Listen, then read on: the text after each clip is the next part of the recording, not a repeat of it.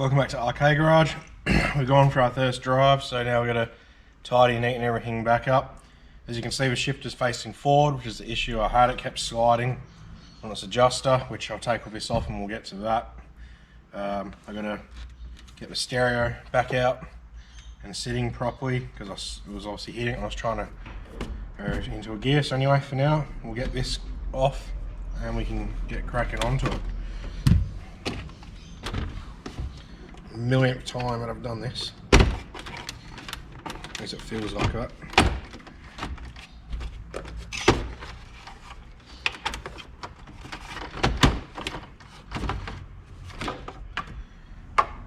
Alright. Now we've got that out of the way.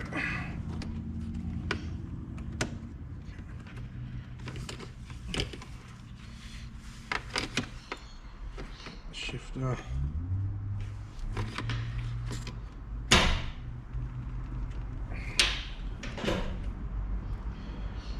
It's hard to say what's moving. The only thing I didn't actually tighten is this bit here. But that's pretty damn tight.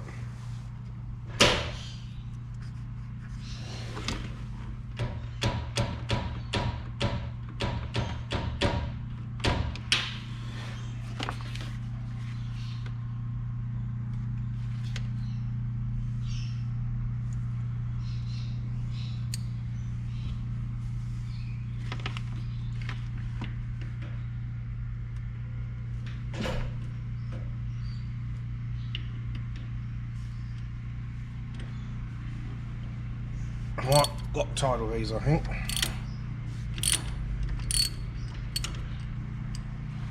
I'll do it. Move it out.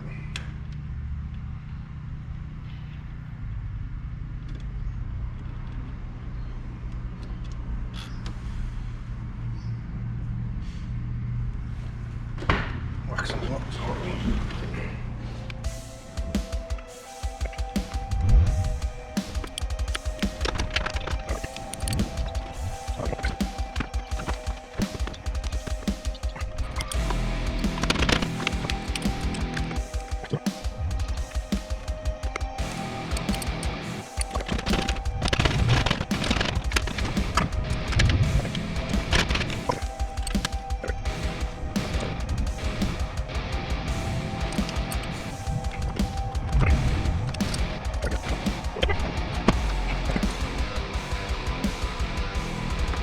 I'm going to mark in this part of the shifter. I think you guys can't see, but on the other side I'm going to put a mark so I can see if it's this rotating or down there. And then the only one way to find out is to test it. Alright, so got my mark.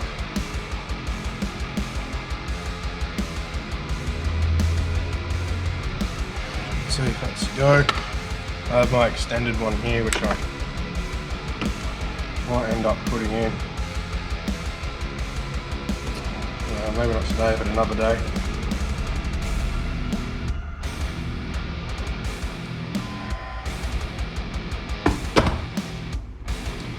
Yeah.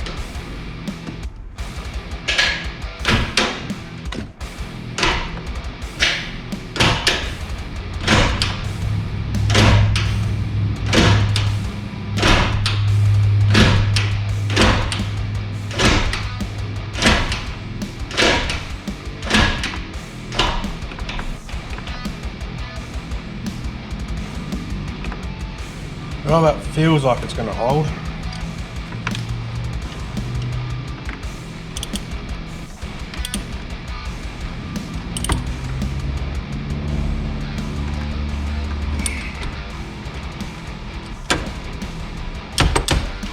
I think I'll let the Loctite set for a couple of hours before I go test it and reef on it.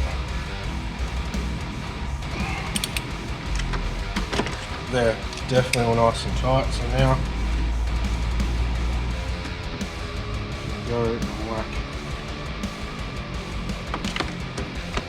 this back on. Roughly this area, just like that.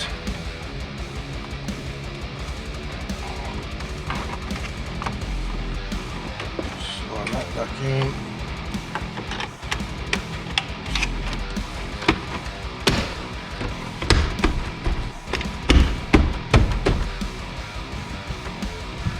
Hopefully that will solve my issues.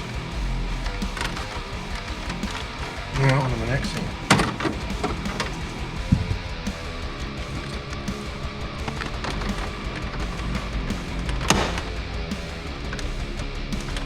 There we go. Back to centralish.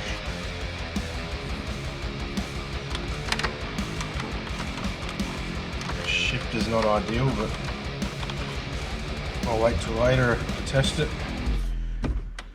and hopefully that's all good. Got a couple broken clips and whatnot. This here I got to get another one because I broke it, and this one here broke as well. Shift light RPM's reading, it's going through, which is good, so that can all be set up to work. Yeah, that's all for this bit of the video. We'll probably carry on later on today or tomorrow on the next part. So we're back out after tightening up the shifter, taking it for a bit of a drive. So far so good, it hasn't come loose. Obviously still got to get used to the clutch release point. It's right at the top, so I'm still on the throttle a bit as I start to press it in, but get used to that. We'll find a nice bit of straight and I'll do a tiny little baby pull again. Hopefully the wind noise isn't horrible, but I'll be about 30% throttle again and roughly 8 pounds of boost, same as last time.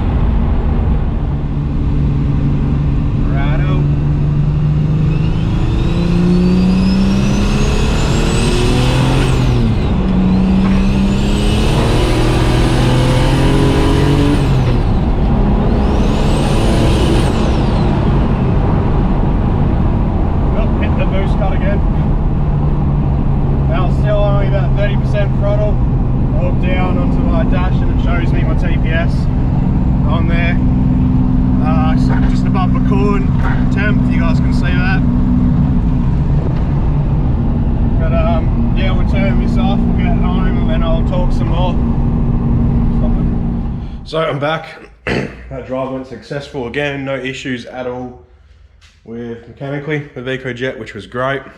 The shifter so far has been working, and didn't come loose again, didn't have to adjust it, stayed there, so the Loctite seems to have done its job, or I tightened it enough, mixture of both. The only thing that did pop up is just a little lever to select between the reverse and the gears. That came loose, so I've Loctited that, retightened the bolt. It just would have been vibration, it would have came loose on. Everything is great on that. The next couple of things that I will need to do on the Ecojet is I will be raising it.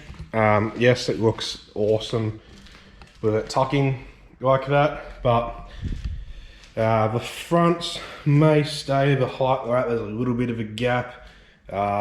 Maybe I might raise it 20 mil or so. But I don't know if you could hear in that video or the first one, I don't know if I left the bits in, but it was touching down. The back roads around here are horrible, a lot of bumps and divots, and if I do drive this car, I do take the back roads to wherever I need to go. So it will be on that. Yeah, especially the rear. I'll lift the rear up so that it sits just above the tyre, so maybe 30 to 50 mil. So you'll just see the top of the tyre, it won't just tuck. It'll still look good because the offset on these is decent, but you know, I'm not 18 or 21 anymore, so I need to be realistic. I don't want to smash the exhaust any more than I have been. Pretty sure I heard the exhaust touch down, so this will be going up on the hoist while I'm at work, so that the miss on her dad can work on her car while I'm gone. So when it's up there, I will check the exhaust, see where it did touch down. I hope I didn't do too much damage. Shouldn't have done, just for the first couple drives, but obviously I don't want to damage the exhaust anymore. It's an awesome exhaust, and obviously I paid decent money for it. So it's not exactly money I want to throw down the drain. But yeah, so that's about it. I go to work tomorrow for 2 weeks, and then I think the day after I land next R&R, I'll be driving this back down to Niche Welding. My Virex muffler did come in while I was at work last time, and he said my next R&R he should have availability for a day, so I'll get the rear muffler on, which would be great because it's fucking noisy. Drones a little bit, and at least for the Virex I can shut it up if I see cops coming by, which will be really helpful. It's one of the things that I'm not too keen on. Don't want to get it stickered just because of all the shit I deleted in the engine bay and moved inside and this and that. It's just a lot of rewiring I'll have to do for a new shell, which I don't want to do. But yep, Virex will go on with hopefully my dump tip. Hopefully we can make that work. Once again, paid a lot of money for that dump tip, so I really do hope it can go on and it look really good. It fills that cutout massively, but that'll be next. I've still got hundreds of kilometers to do, but I'll probably be driving a lot next R&R, so don't know what my videos are going to be. Maybe one might just be me filming a drive for half an hour, and just cutting bits and pieces out, which might be boring, but there's nothing really I can do on the car. I'll do a video on the muffler going on. I'm not too sure if Niche will be happy with me hanging around his workshop or not while he does it. I'll have to have a word with him. Obviously, no one likes to work with someone hovering over your back, so I don't want to be that guy. So more than understandable if he wants me to disappear. But if I can film it, then awesome. That'll be some content, a video. But yeah, the main focus really is just getting this thing driven, get the kilometers on it, button up anything that comes up, like the shifter going a bit loose and whatnot, and then I'll do a nut and bolt check as well. After it's done a couple hundred kilometers, I do have to retorque the heads, so maybe I might do that next R&R as well, and we'll do a video on that. I'm not looking forward to that at all. I'm gonna order some heat sleeving, some bigger stuff, because the Teflon braided, or this isn't even Teflon rubber cutter, but the braided stuff has started to melt with the crossover there. I knew I needed to put some heat sleeving on it, but I didn't want to the first time because I don't like the look of it that much, and it was all about the photos. But now I've got all my photos and whatnot, and you can barely even really see it in the car, so it'll go on. I'm dragging out this bit now, jibber jabbing, whatever you call it, as Taylor Ray says. If you're still here at the end, I appreciate it. And as always, if you haven't already, please like, subscribe, and leave a comment. The likes and subscribing especially helps, because it helps YouTube push my videos, and the more followers I gain and whatnot, the more motivated I am to make better videos. And hell, if I could turn into a full-time YouTuber, that'd be great. I've got the space to work on my cars, so like 24/7 on cars. I'm pumping out, could almost pump out daily videos, I reckon, if I did that, but that's a long time in the future. Yeah, I'll see you guys, for you guys in a week, for me in 2 weeks. And yeah, that'll be, the next live stream will be like the 31st or the 1st or something of May. What would that be? 30th or 31st of April. That was when the next one will be anyway. So yeah, tune in for that. See you guys later.